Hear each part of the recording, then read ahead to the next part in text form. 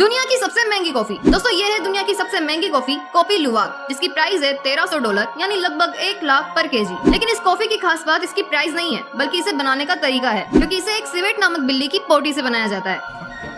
जी हाँ, जब सिवेट नामक बिल्ली इस कॉफी के फलों को खाती है तो इन कॉफी के बीन्स को सही से पचा नहीं पाती है, उनको वैसे का वैसा ही मल में त्याग देती है। इसी मल को इकट्ठा करके ये कॉफी बनाई जाती है। जब ये बीन्स बिल्ली के शरीर में उसकी आंतों से गुजरते हैं तो इनमें कई तरह के पाचक एंजाइम मिल जाते हैं, जो कि इनको बहुत ही बेहतर और पौष्टिक बना देते हैं। इसीलिए कुछ जगह पे तो इस कॉफी के 1 कप की कीमत ही 6 से